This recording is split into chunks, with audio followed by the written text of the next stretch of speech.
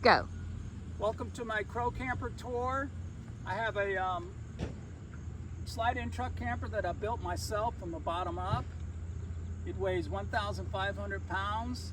It's completely off-grid, capable. I got 40 gallons of water and 400 watts of solar and 400 amp hour battery. Sits on a 250 diesel truck.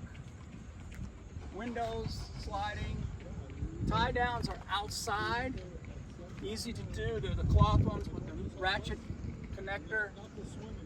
Shower connector, water fill. This is an outdoor tray. It comes down to here to work on. Towels can go on here. Hot water, on-demand hot water heater.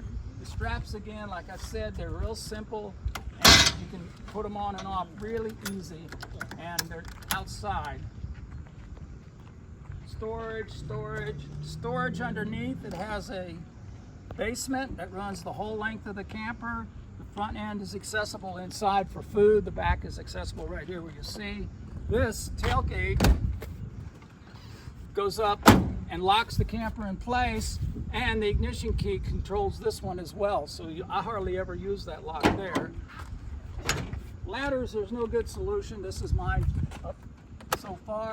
Inside, I'll do a separate video inside. The bike racks are on the outside. I got two bikes that run like this. They sit on here. Outside lighting, awning, diesel heater, diesel tank, 120, 30 amp service, extra plug to run a solar panel outside. Tie downs on all four corners. 400 watts of solar, 40 gallons of water.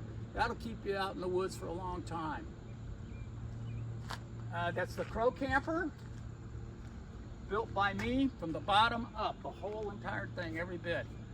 And thanks for watching. I'm going to be posting other things inside, more detail about what I did, some drawings. That'll come in the next couple of weeks. Thanks for watching.